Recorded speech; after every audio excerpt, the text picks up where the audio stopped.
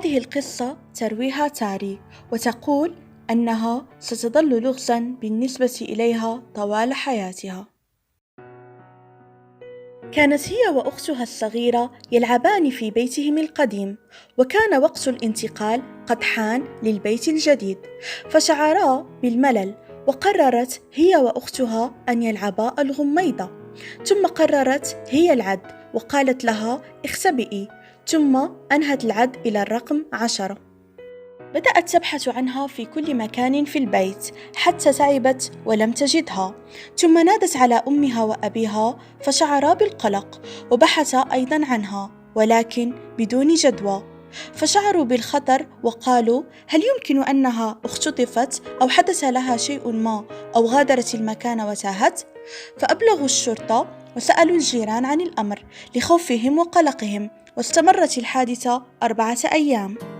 في اليوم الخامس ذهبت هي وأمها وأبوها لكي يبحثوا عنها للمرة الأخيرة في البيت القديم، وبالصدفة حينما فتحوا الباب سمعوا ضحكا وكان صوتها في الداخل، فأسرعت أمها واحتضنتها وفرحوا فرحا شديدا وقالوا الحمد لله. سألتها أمها أين اختفيت؟ فقالت لقد كنت ألعب الغميضة. فقالت لها كيف هذا؟ لقد كنت غائبة لمدة 4 أيام.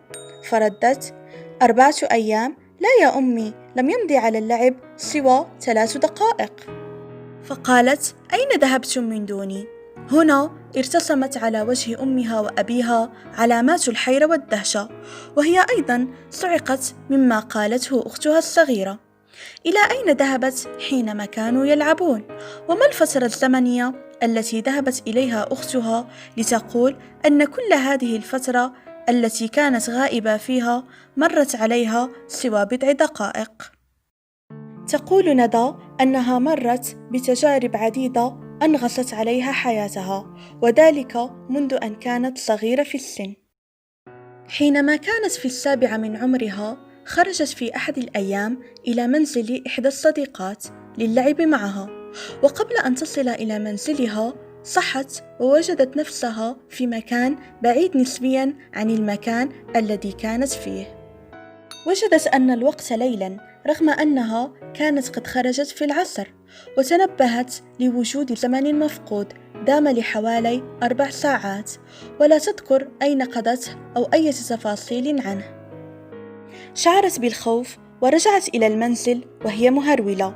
خالجها إحساس غريب لم تستطع وصفه بسهولة، خوف وتداخل أفكار، لكنها كانت متأكدة أنها فقدت الإحساس بالوقت في ذلك اليوم.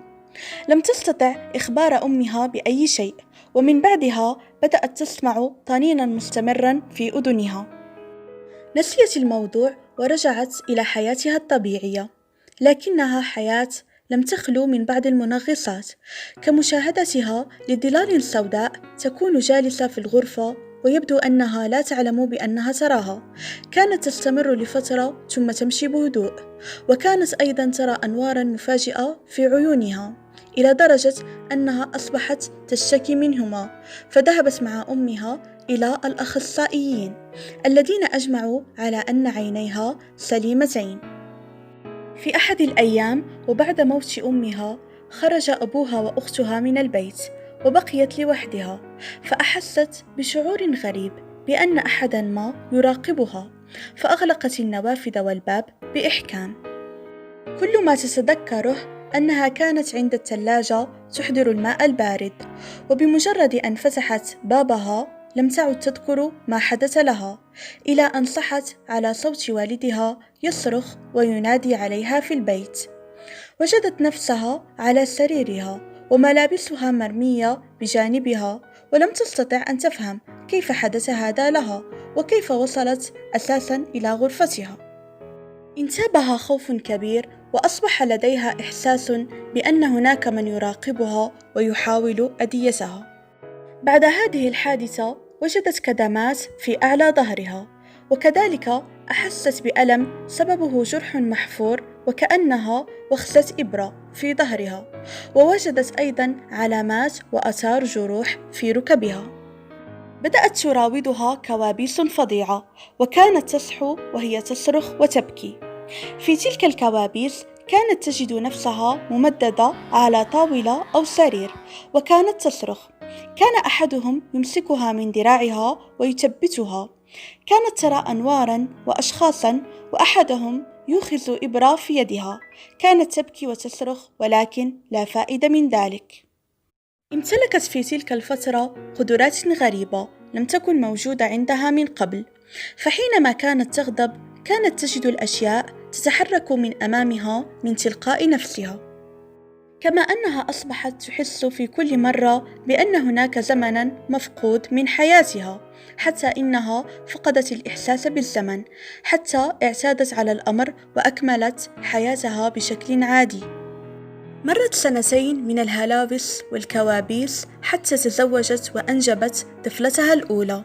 وفي أحد الأيام بينما هي في المستشفى مع طفلتها لوحدهما، فتحت عينيها فوجدت 5 أو 6 أشخاص قصار القامة مجتمعين حول ابنتها.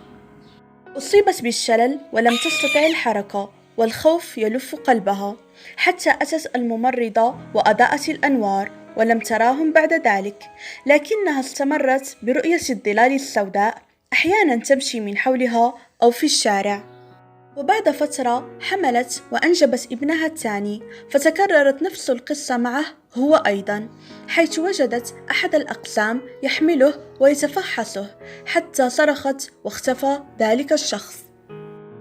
هذه الأحداث التي مرت بها جعلتها تبحث في شبكة الإنترنت عن قصار القامة، وتبين لها أنهم لهم صلة بالمخلوقات القادمة من الفضاء الخارجي، ولذلك هي تعتبر نفسها مجرد ضحية لهم، وهذه هي قصتها، وتقسم بالله على أن هذا ما حدث لها في حياتها. تروي باتريسيا تفاصيل الحادثة الغامضة التي جرت معها قبل سنوات، وقد كانت ترافقها ابنتها الصغيرة. في ذلك اليوم ركبت السيارة هي وابنتها وانطلقا نحو رحلة إلى منزل العائلة الكائن في مدينة أخرى. غادرا في الساعة 3 صباحا بعد أن قضيا ليلتهما في فندق صغير على الطريق. وفي الصباح الباكر توقفا في محطة البنزين، فأخبرها أحد العمال أن باستطاعتها اختصار الطريق إن سلكت الطريق الصحراوي رقم 160 بدلا من الطريق المعتاد. انطلقت تسلك ذلك الطريق على الرغم من أنها أول مرة، فكان المكان خاليا من المنازل والسيارات، وشعرت بوحشة لم يبددها إلا رؤيتها لأحد المتاجر الهندية لبيع المجوهرات. فعاد الهدوء إليها ونزلت إليه لتشتري خاتما جديدا، واستمرت بالطريق حتى وجدت مطعما، فنزلت للأكل هي وابنتها، ومر كل شيء بشكل طبيعي جدا. في 2 ظهرا شعرت بالإرهاق وتوقفت بالسيارة على حافة الطريق، وفتحت الشبابيك قليلا، ثم طلبت من ابنتها أن تأخذ غفوة وألا تخرج من السيارة. فصحت على الساعة 3:30 ووجدت نفسها خارج السيارة، فلم تدري كيف حدث هذا. وجدت نفسها ممددة على عجلة السيارة الاحتياطية، وذراعيها ممددتان نحو الأسفل ومتباعدتين، وكانت ابنتها في مقعد الركاب مستلقية وهي منحنية الظهر. نظرت إلى الأعلى فاندهشت لرؤية طبق فضائي فضي اللون وضخم الحجم، أبعد منها بقليل، يحوم عاليا على يسار الطريق، شكله دائري وفيه نتوء في الوسط وقبة كبيرة في الأعلى، إلا أنه لم يكن يوجد فيه أي نوافذ أو أبواب واضحة. جلست تنظر إليه بضعة دقائق وهي تحس بالخوف. فجأة سمعت صوتا يقول في عقلها: لا تخافي، فشعرت حينها بالارتياح، وكأن لهم قدرة على التخاطر والكلام عن بعد. فحاولت أن تتقدم نحو السفينة، لكنها طارت بشكل سريع، وبلمح البصر اختفت خلف الجبال. هي تعلم الآن أنه تم أخذها من طرف الكائنات الفضائية، وهي التي أخرجتها من السيارة، وكانت تلك هي المرة الوحيدة التي يحصل معها ذلك الأمر.